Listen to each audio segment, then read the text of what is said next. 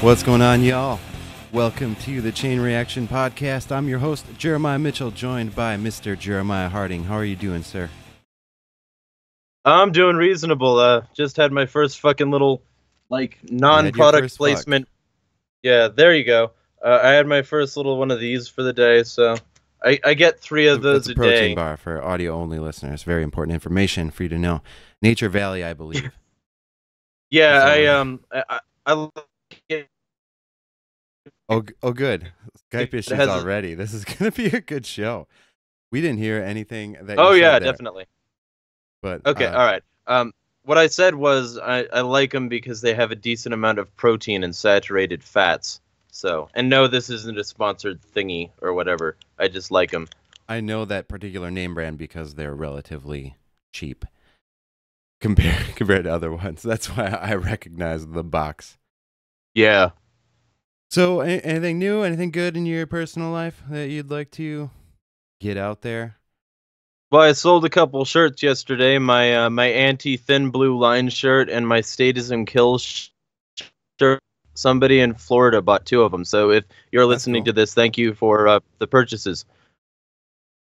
Thin blue line, protecting the American people who are cops from justice. We did not have Yeah. a show last week because guess what I did, y'all? And I can't even blame my kid for this one. I forgot what day it was, which is not something I do very frequently. But I did have a bit of an idyllic weekend, which is I think is what contributed to it.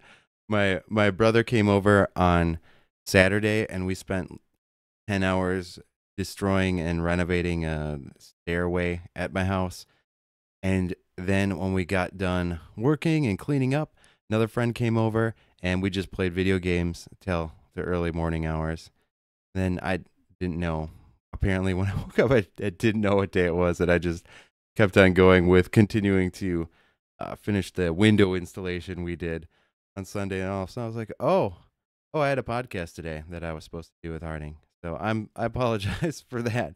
It doesn't have to be very frequently. I know our listeners are at least accustomed to erratic releases of episodes a little bit, or at least we've missed a lot of weeks since summer, but at least now the ones that are still here expect it. Be all right. Yeah, well, and it was fine really cuz I got a lot of stuff done that I might not have that I might have made excuses about otherwise. So I mean, basically we were doing the same thing with the time anyway, just different applications of getting stuff done. And I'm glad to hear that because windows are heavily important during this time of year. So, Yeah. I mean, I'm sort of glad it happened. A bunch of stuff that I needed to do got done, and I was just starting to come down with the sinus infection that I'm just now getting over. So, it worked out. It worked out. Well, good. I got some stuff done and and a little bit of a break. Um. So I mean, there's always a lot happening in the news and whatnot. But one thing that happened this last week might have been more than a week ago was the video was released of an Arizona a police shooting of a man named Daniel Shaver, and it was released after it was discovered that there was no conviction of the officer in question who did the shooting. That beep is Skype telling me that our connection is poor, and it keeps trying to reconnect it. But I don't know if this is actually going to work. Harding, are you hearing me at all? I just heard you say, "Are you hearing me at all?" Hey, perfect. Great All right. timing. Would you like to tell us a little bit about give some of the background details of the Daniel Burr thing? Assuming that Skype holds my internet is AIDS today, and it's pretty much It always is AIDS, but it's super AIDS. AIDS today. It is super AIDS. Um, This is almost unworkable. All right, we'll turn off your video. Turn off your video, then share. That'll get the audio quality better and the result in stronger, just all right, more I'll give that reliable a shot. connection overall. And people love staring at me. We get comments all the time about how grateful they are that mug in video form on the internet with my excellent sweatshirt style, and it is getting a little hot in here. So, dude, can you hear me? Are you gonna keep cutting out? You good? I don't know if I'm gonna keep cutting out, You can't but predict the future. no. Okay, But tell us about okay, Daniel so Shaver. so in general, here's bottom line up front. We've got like um uh, officer guns down this guy who was crawling on his hands and knees and begging for his life, unarmed, father of two.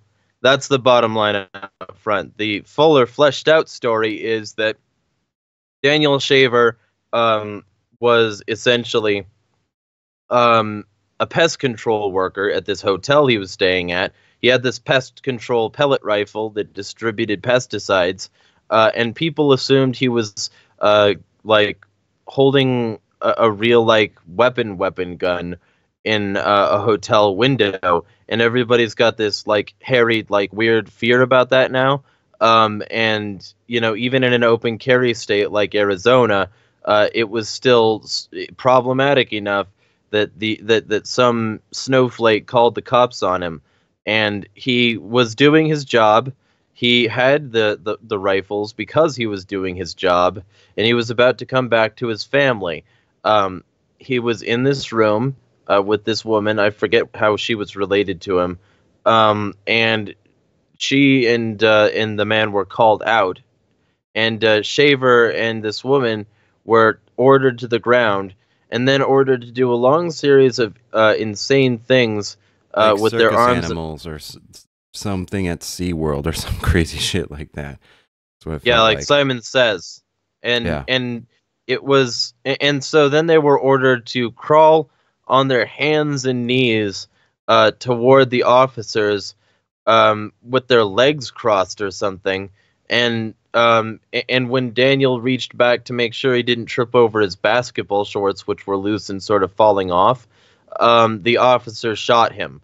And the officer in question has "You're fucked" engraved into his rifle, and the other officer was the one barking orders. So this one clearly wasn't even the one Simon saysing them. This one clearly just wanted to pump rounds into an innocent person, and his name is Brailsford, Philip Brailsford, and he was a Mormon missionary until he like found out how homicidal he was and joined the police force. So, and people have been posting what they think is his docs online. I will neither support nor condemn that publicly, but I have my own opinions on what should or shouldn't be done with that information. And if you wanted to Google it, you could definitely find it. Um, Theoretically, if you for some reason wanted to. But that's the general story, is the Daniel Shaver, an unarmed father of two, working a pest control job with pest control rifles um, that looked really authentically nothing like the AR that actually killed him, where was gunned down in a hotel hallway because he didn't explicitly follow orders from people that shouldn't have been giving those orders in the first place. It was improper procedure. He should have been handcuffed when he was already down, and the fucking pig shot him um, when he was already on his approach to the pig, doing things that aren't proper police procedure and that are used for enemy combatants overseas. Veterans have been calling these people out. Officers have been calling these people out. And specifically, Brailsford is a former cop now because he fears for his and his family's life. Yeah. And Oh, don't hurt his family. well, of course, don't hurt his Just family. And FYI. I know we haven't advocated anyone hurt Brailsford. We would never advocate such a thing.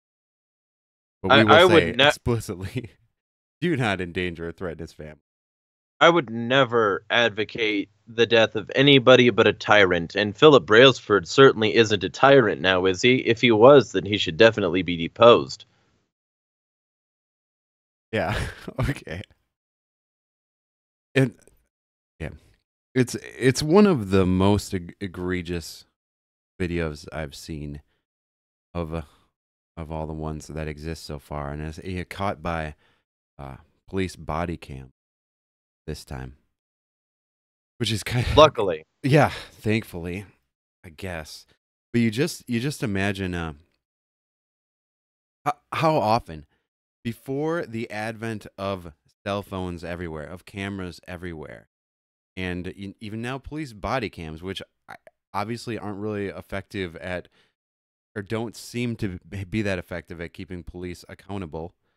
But I'm grateful that they had them in this particular location so that we could have this video and share just one more uh, atrocity committed by this monopoly on protection, quote unquote.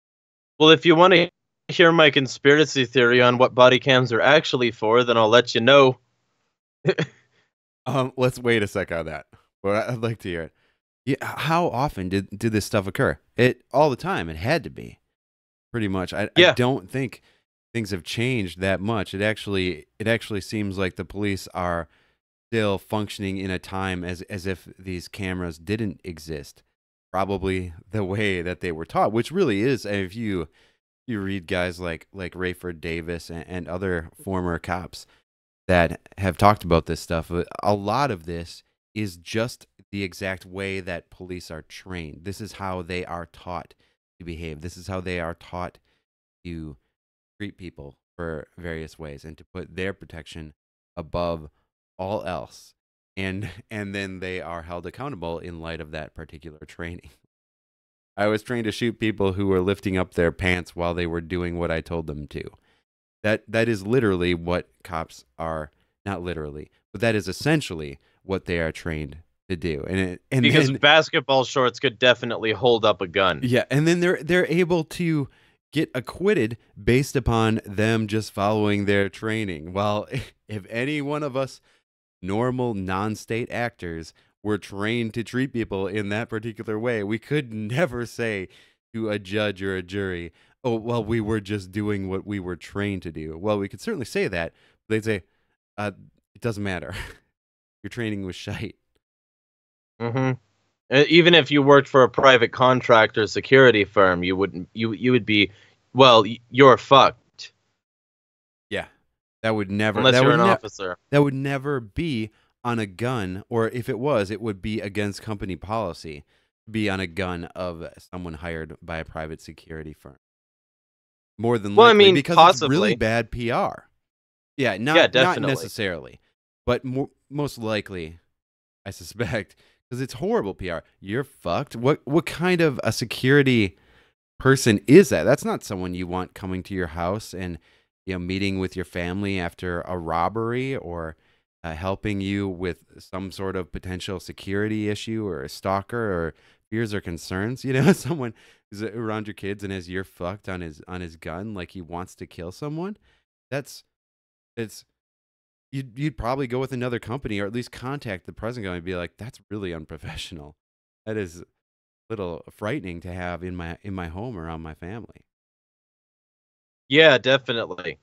And not to mention the fact that if they are there for your safety, theoretically, then saying you're fucked isn't necessarily a good way to open. Like, Right. if I'm fucked, then why are you here? If you're here, then why am I fucked? I mean, you could theoretically make the point that the person is just saying, like, you're fucked to the villain, to the enemy. But since cops are trained to treat everyday citizens pulling up basketball shorts, or playing with a BB gun, in the case of, I think his name was Tariq Nasheed, sorry, Tamir Rice. Yeah, Tamir Tamir Rice. Rice. Tamir Rice. Um, Yeah. and or playing with a Wii, in the case of that kid who I can't got remember shot his by name. It's in a trailer park. something Female Davis, I shooter. think. Could be. But I yeah, don't know. He or answered the just door with a Wii controller because his one of his parents had a warrant out for their arrest. I can't remember what it was. If it was like it it was was a parole violation. a parole violation, which could be fucking anything. Like I had a beer or I showed up 5 minutes late to check in.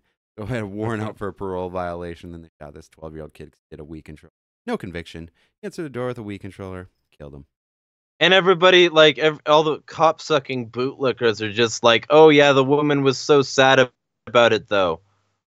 Yeah, it's so fucking stupid. People that defend cops for being evil are some of the most brainwashed in our world today. Although it's hard to say. They're just brainwashed in a really particularly crazy way. The socialists are brainwashed too. Yeah, the left that doesn't seek to defend cops at every corner definitely have their own version of the brainwashing. But the right some elements of the right and some elements of the left, I suspect. Harding, you should probably turn off your video again to see if that helps.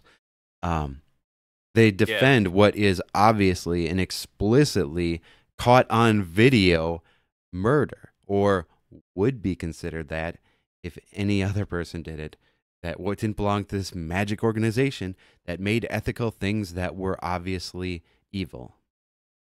The government. Yeah, well, and also, of course, the idea that these people, acted within their authority, then authority should be limited. Or, in this particular case, because their state is pigs, it should be non-existent. These Yes.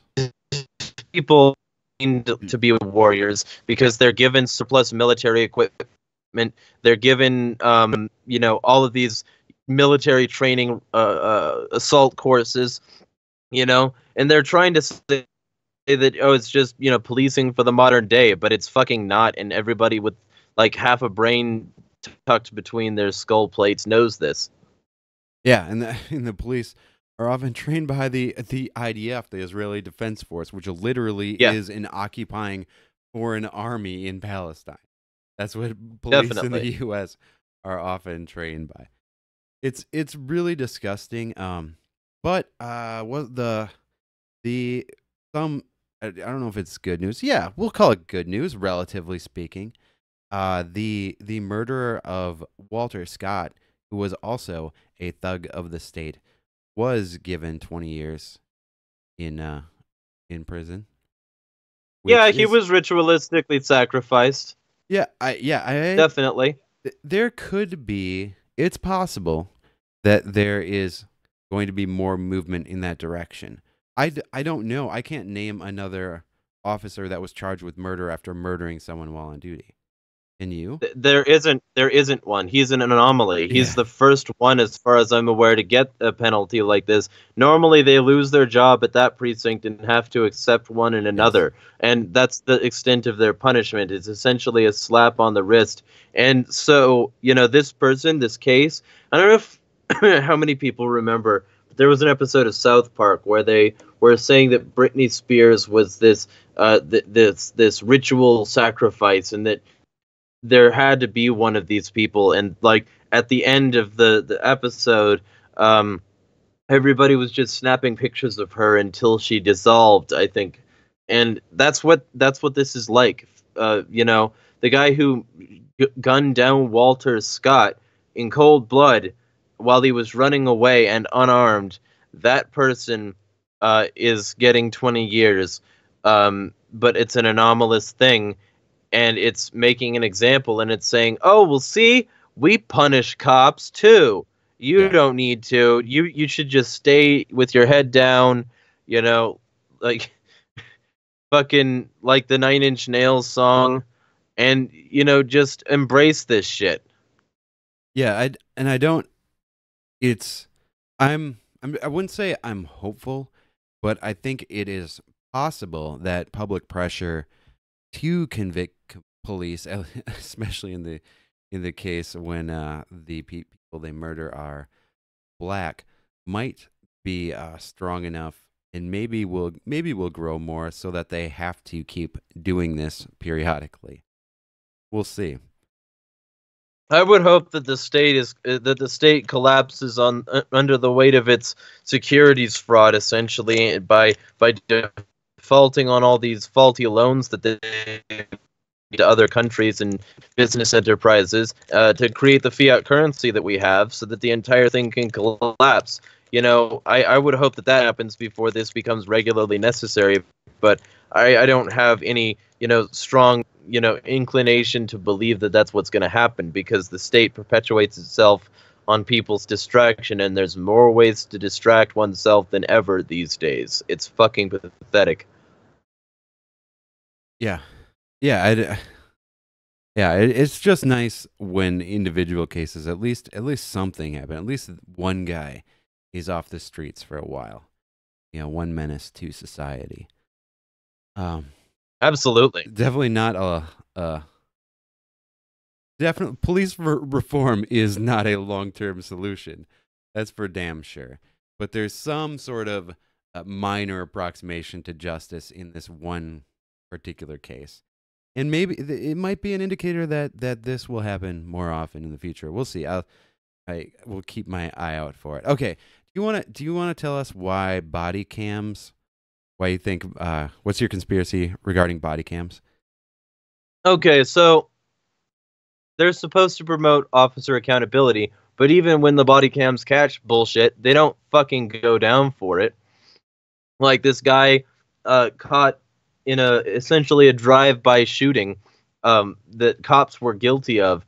Um, or this even not body cams, even just surveillance cams catching this guy who like uh, um, ran from cops in a taxi or something, and he was surrendering and he got on his fucking knees and the cops beat the shit out of him with steel batons. The cops will never be accountable. They will never be accountable. So these body cams, they're only good if the police department is willing to admit wrongdoing when it's captured on film, and it's not. And I think we can agree to that. So the only other purpose I can see them serving is being surveillance devices, so that cops can catch all of us wherever we are, have constant video records that our phones and PCs and whatever don't capture, that the surveillance cameras on the countless capitulating business storefronts don't capture. Um, you know, this would fill in the gaps. This would allow the cops to be the roving security droids that hapless and mindless Pokemon Go players aren't. Um, you know, so that sort of thing. It's really obviously to me anyway a security apparatus, and it's sort of like I could say the same thing about things like Niantic, which is a CIA and NSA affiliated organization. Sponsoring an app where they tell people exactly where to go with cameras and listening devices and reward them with cartoon animals. Only this time it's rewarded with the ability to gun down people in cold blood and not be held accountable for it and get a steady paycheck. So to me, the body cams are just a security apparatus thing. They're just designed for the security state to have more eyes in more places, and it's just Big Brother. It's not any sort of reform at all. Yeah, I don't know. I mean that seems like not that many cameras in not that many areas relatively, especially areas that aren't already hammed. But I do 100% agree that it doesn't mean police will be held accountable. My only hope with that is that it might uh, make the public more aware of how the police function. And it did in cases with like Daniel Shaver, and maybe increase negative public sentiment toward the police, which is really, really important. It's Well, right, but it why is did really Daniel Shaver beg? what? Why did Daniel Shaver beg? Why did he beg for his life? Why was he crying? Because he wanted to live. Right, but it's all because he knew that cops kill a shit ton of people and get away with it. So this person was probably going to be merciless, and he was probably going to die no matter what he did. And so, yeah, sure, it can make the public against the cops, but unless we're willing to physically do something about it, nothing is going to change. And so it increases the fear Step one. mostly. Step one. Yeah, I think increasing the negative sentiment. Police still have a ton of support, and super ironically, I mean, this should be pointed out incessantly with every anti-big government cop advocate, someone who bootlicker. They're like, yeah, I'm not into big government. Oh, government's tyrannical. We should be held. It would only follow the Constitution. We should have lower taxes, fewer laws, fewer restrictions. Uh, dumb fuck. It's the law enforcement officers that impose that will anyway. Without that shit, it'd just be words on paper. Like that hypocrisy. It's there's so much of it in my life, which might be why I find it the most annoying. But it can't be pointed out enough because it's so idiotic and small-minded and completely contradictory. And worse than all those things is it's evil. You're supporting evil in the name of good. But really, you're just a scared product of your culture that can't or chooses not to escape the bullshit propaganda that you've been taught since you were a kid. The evil bullshit propaganda. Being forced to pledge allegiance to the flag before you could sign your own permission slips to go on a field trip. Yeah. I mean, being spanked by your parents so that you don't get beaten by a cop when you're an adult because you get used to being a sheep, law-abiding citizen. Yeah, I mean, learning that the U.S. government is the benevolent institution that it isn't. Yeah, even because you're learning about how all these wars that were fought for your benefit. Which is so, again, like, it's just such the government is so good at creating terms that are the exact opposite of what they actually are. And I was thinking Department of Defense, Affordable Care Act, No Child Left Behind, net neutrality, all these things. Like, they really mean the opposite of what the actual title is. And they literally... Patriot Act. Social Security. Yes. Over and over Federal again, Reserve. They try to convince you that what they're doing is in this particular area is the exact opposite of what they are actually doing. It's insane. But like you were saying, when you get to kids that early, I mean, I thought that it was good to say the Pledge of Allegiance. It wasn't that I was being forced to. I didn't even have to think about it. That's what you do when you're a decent and honorable young boy. That's how you behave. That's a part of morality and laws. Laws are a part of morality. That's a part of basic human ethics. Good people in this world follow the laws that their government creates. And when that stuff gets ingrained inside you as a kid, despite it being irrational and not have its foundation in anything substantive, it's tough to break through. It was tough for me to break through, and I was a little bit of an intellectual weirdo anyway. So it's going to be more difficult for people who are less inclined, for whatever reason, toward free thinking to break through than me. But damn, any way you can break people through those barriers, do it. Whether you have to ease them along or give them a mental kick in the nuts, do it. That's why I like that video, except some of the names they listed, like fucking, oh man, I can't even remember. I don't know his name. I don't know what you're talking about. Point. That video, "Call the Cops" by Rob Hustle. I've never seen it. It's a good video for the most part, except that like they have like non-police brutality victims there. Like fucking, they listed the guy who was killed by George Zimmerman, and I can't think of his name right now. Oh shit, Trayvon Martin. Yeah, Trayvon Martin. Which is not police brutality. No, but people constantly call it police brutality, even though he wasn't a cop, and even though he was maybe being ground pounded. I mean... Yeah, when I looked into that situation at the time, it certainly seemed like there was at least a very good chance that what George Zimmerman was saying was true based on the evidence. That even seemed to be the most likely scenario, that he was fearing for his life and he shot Trayvon Martin.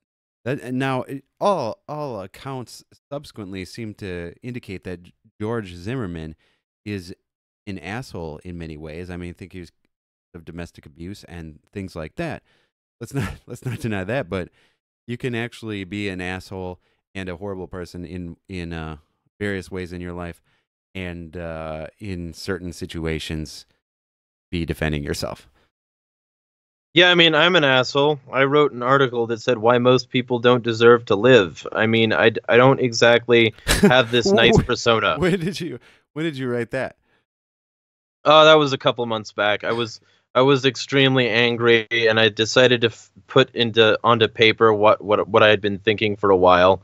And I Okay. didn't say like there's a policy prescription for that, like why these people should die, but why they aren't earning their living, why they aren't like picking up their own weight, why they're contributing to wasteful and terrible cycles that that are going to make the world worse. And these people, are saying that their life is just as equally valuable as everybody else's, because that's the equality mumbo jumbo shoved down our throats. But it's not true. These people aren't contributing anything. They're not interested in making society better. They just want to live their lives. And I don't know that that's deserved. Well, I I would disagree with you. I think like there's something inherently valuable about just living your life. And certainly the people who are, far prefer people who are just living their life and enjoying it and making the most of it than those people who are advocating for state aggression, or participating in doing it But themselves. is but aren't the people advocating state aggression most people, Yes. realistically? Yes. I So so so I wouldn't say they don't deserve to I live, but they have a, like, in some ways, like I'm all for holding people morally responsible for their actions, and at certain points in their life when they've been presented with particular ideas, are morally responsible for their ideology. However, I also think it is that we sort of, everyone, or every average person that has grown up in this propagandistic culture and nation, and with family, school, movies, TV, books, everything in their life has been they've been propagandized. It's important to also see them as victims, and well, and I right. and I try, I don't know. It's But I mean, to me, that's sort of like say, like, I mean, and I agree with it to some extent. But it's sort of like when Bowling for Columbine, the Michael Moore documentary, asked Marilyn Manson what he would say to the kids who didn't apparently even like his music. So that's funny on its yeah, own. But yeah. um, Back when you music know, was to blame for school shootings, I forgot right. about that. But Marilyn Manson was asked what he would have said to these people, and he said he wouldn't have said anything. He would have listened. I mean, but the fact that these people were victims of bullying and a terrible tyrannical school official set, and the fact that the propaganda was increased and not decreased by this, doesn't actually mean that these people weren't guilty of something. And so I understand that the victim thing can create bad people, and I feel bad for them, but I also feel bad for their victims. And I think they're victims in a lot of these cases of people who like just support the state and back the blue, and USA is best SA, and we're talking about like people who blindly do this, or who look the other way when they do see something bad. They support the deaths of people in the Middle East. They support the mass killings of people in Sudan if they grew up in the 80s and supported Bill Clinton. They support the peppering of landscapes by depleted uranium if they grew up during the George W. Bush years and they supported him. I'm partially to blame for that. I can be quoted as saying that George Bush did nothing wrong.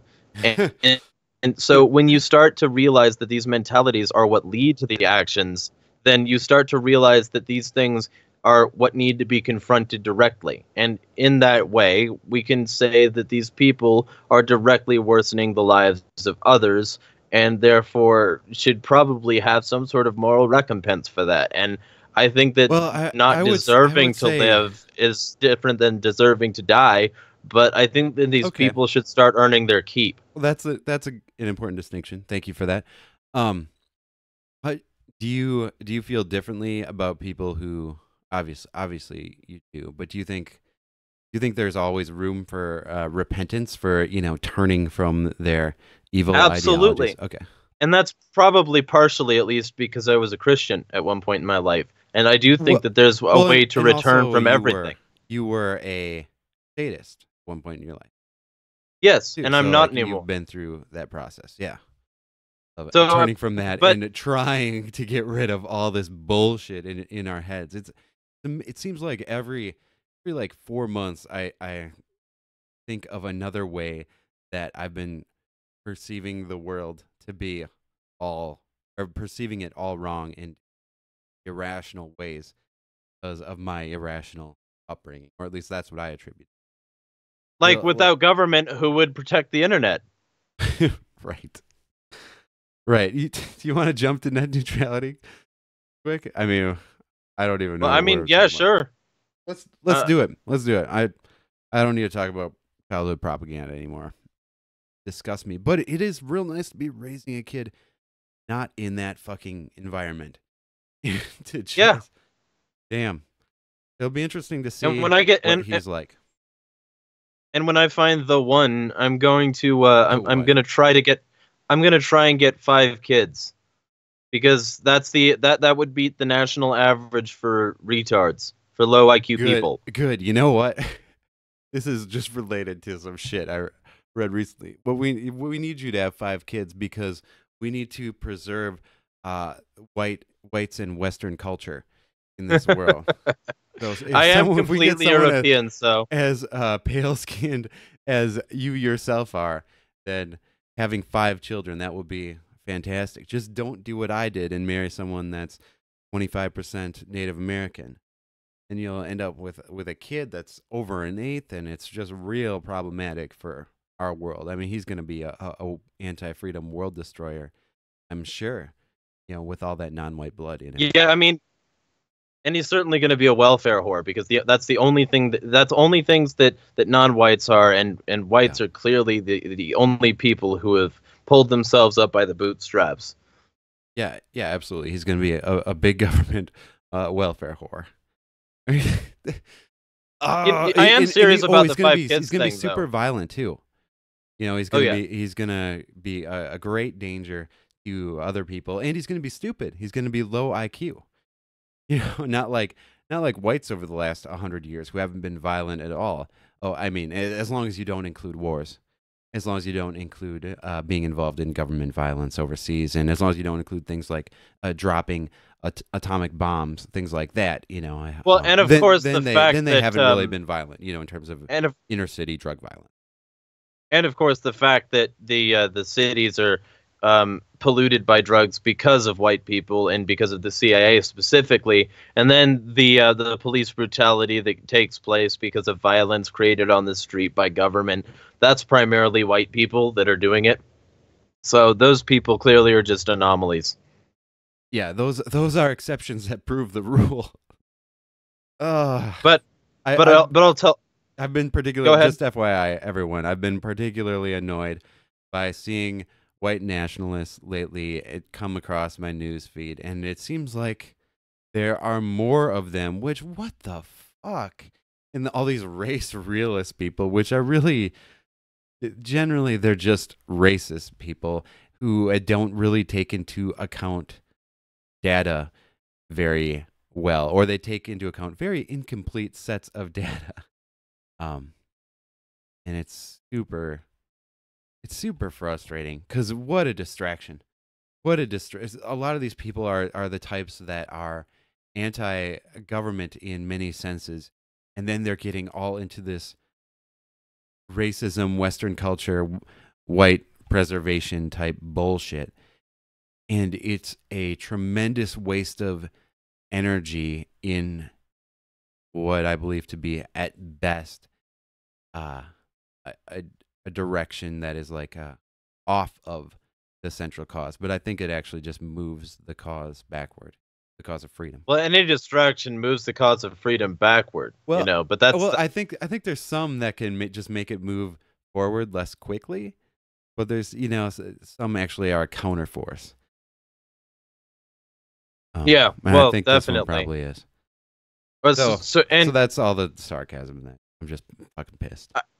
Of course, I do actually like that. That part wasn't a joke. I do actually want 5 children, because, sorry. but it's because I know that the people who don't think have the most children.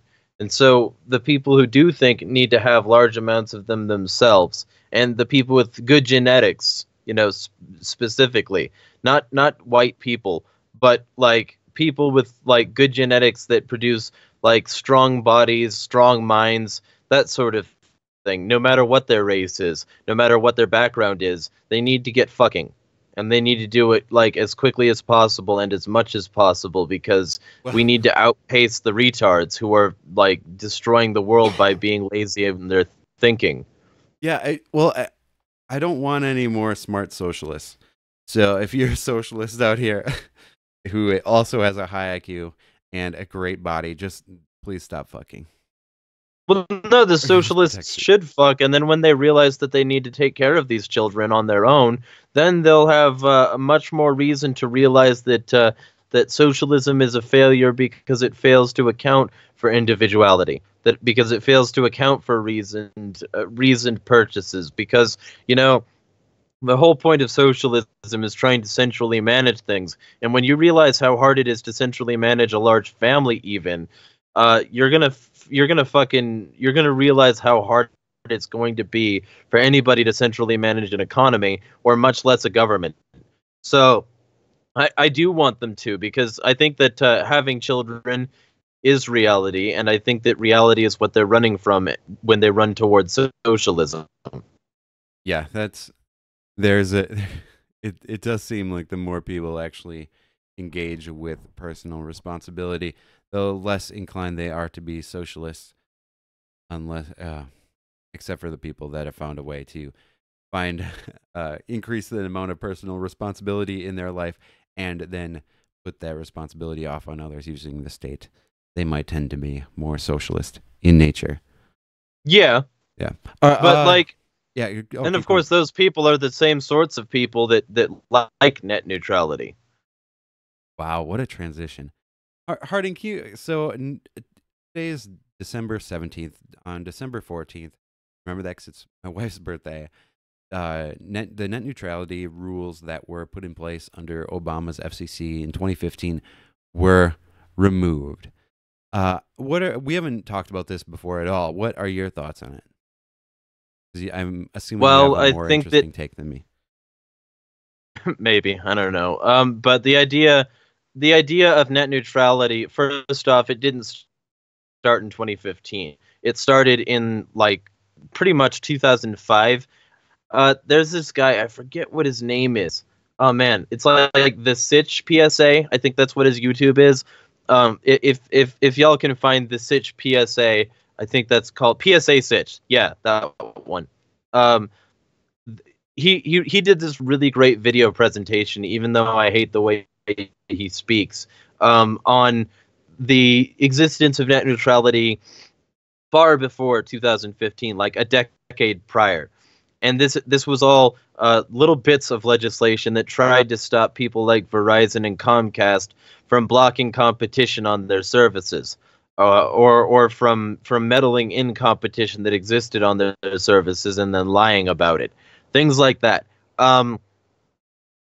Essentially, there has been neutrality requests since pretty much as soon as the net became a consumer thing instead of just for nerds.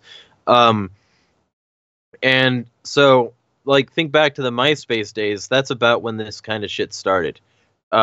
Like, started to really pick up steam, like class action lawsuits against phone companies for like preventing tethering or some shit like that.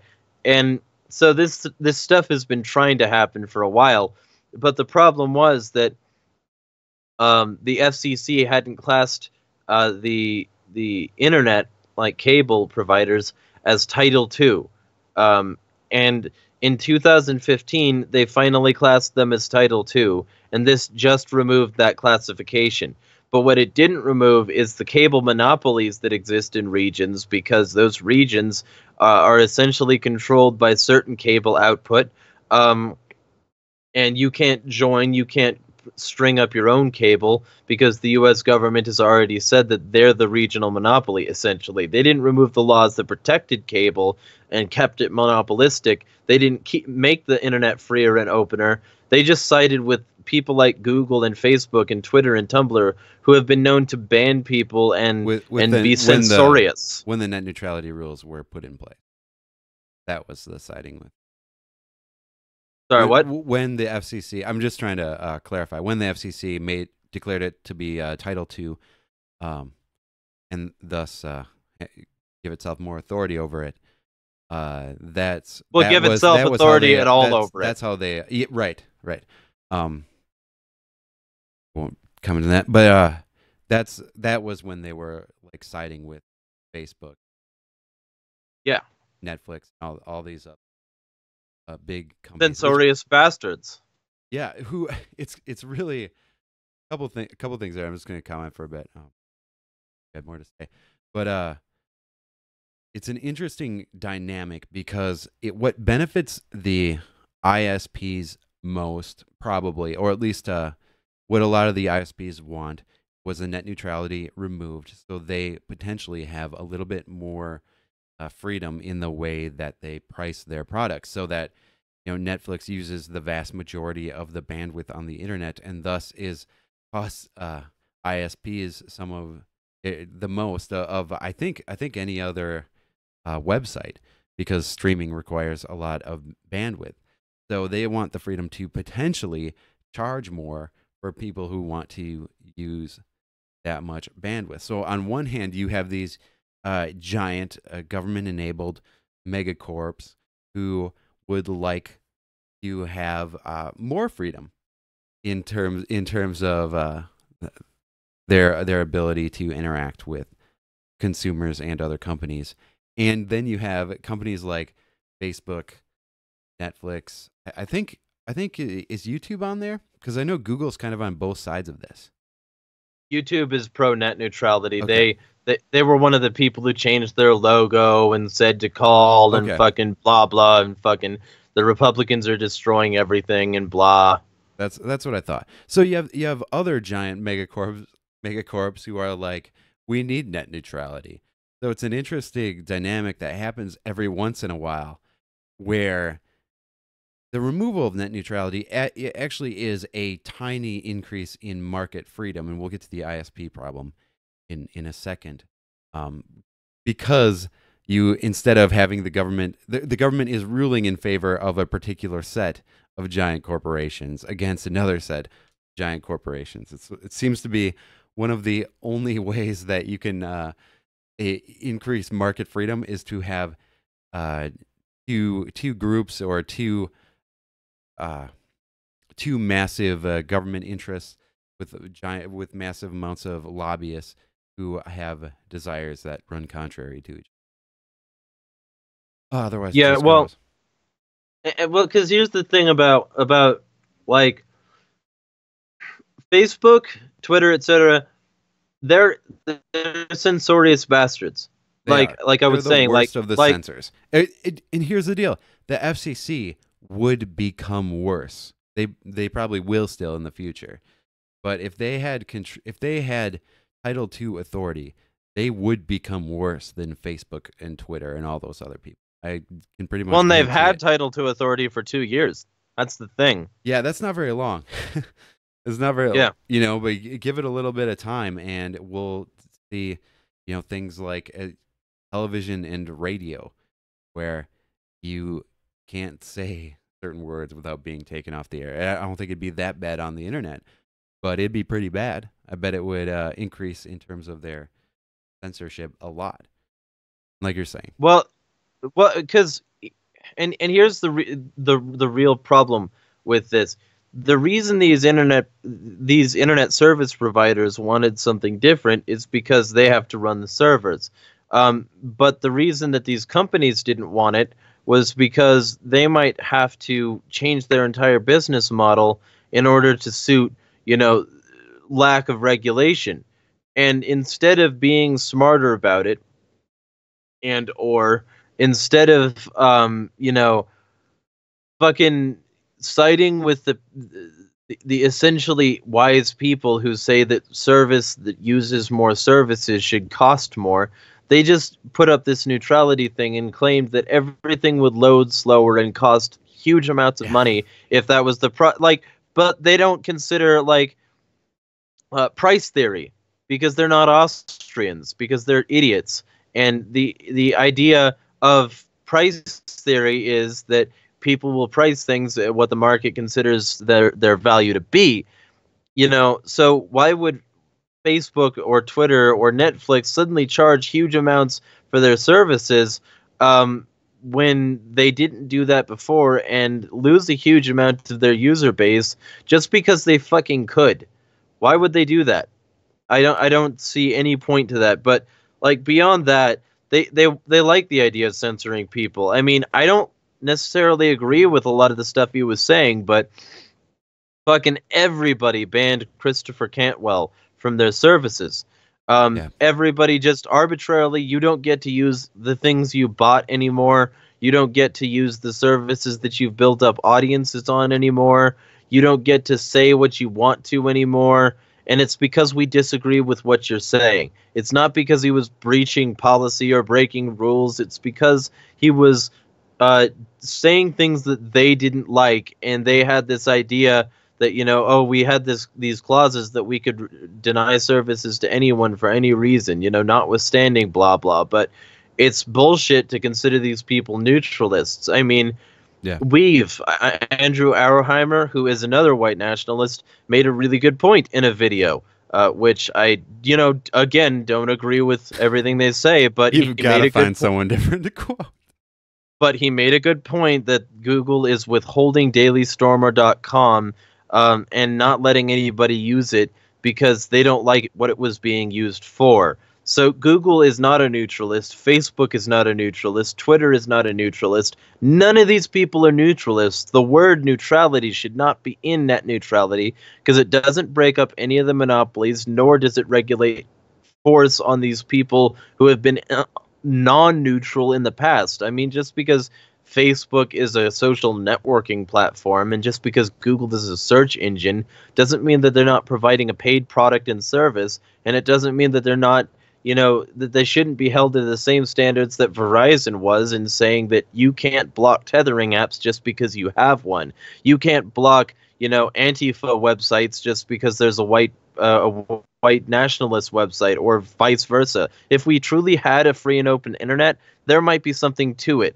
But what they do is they create this baseline of corruption and this locked down, controlled internet, and they won't let anybody step outside predetermined spaces with what they say.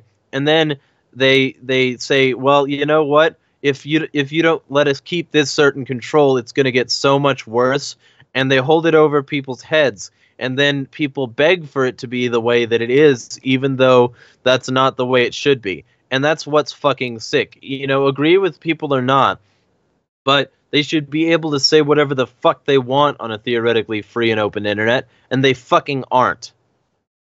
Yeah, and you hinted at it before, I mentioned it before a few times, but it's important to note there are no good people. There are no good sides to this. Like, yeah, Facebook and Google and Twitter don't want a free and open internet, and neither do the ISPs. It's or not the FCC, which is run now by the former chairman of the FCC. So there's that, and a former worker at Verizon. Yeah, the FCC for sure doesn't want that. I mean, they did decrease their own power, and that's for political gain.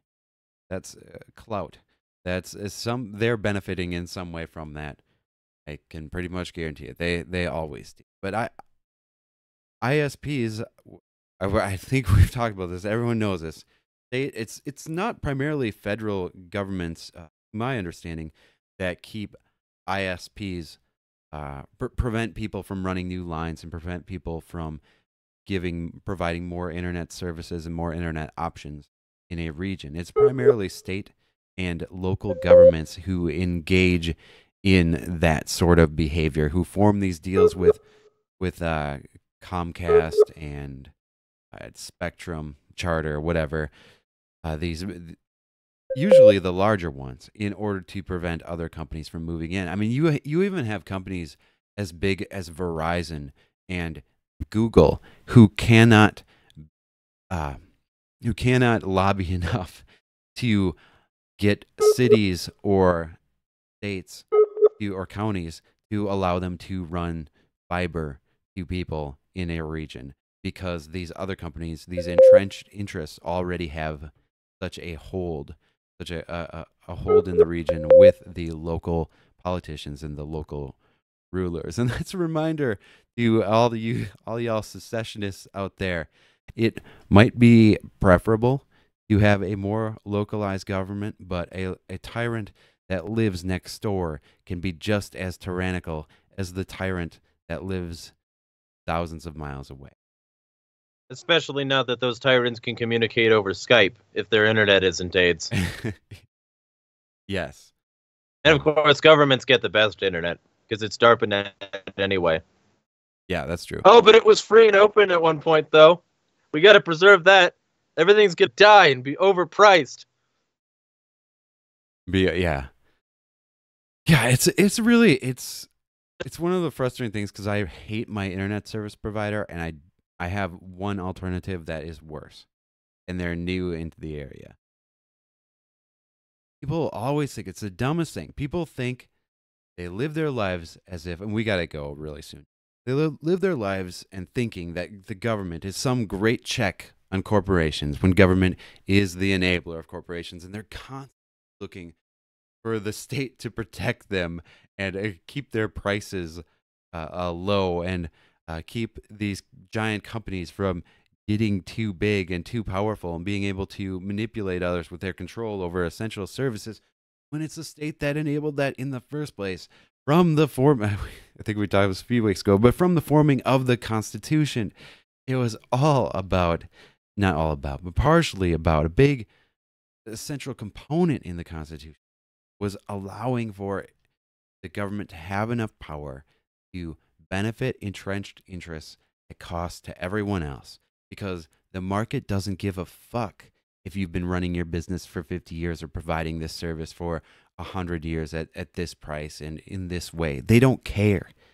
They just want the best service at the best price, and an optimal balance between those two. That's what the market wants. The market is the biggest danger to large corporations, and the state is its biggest supporter.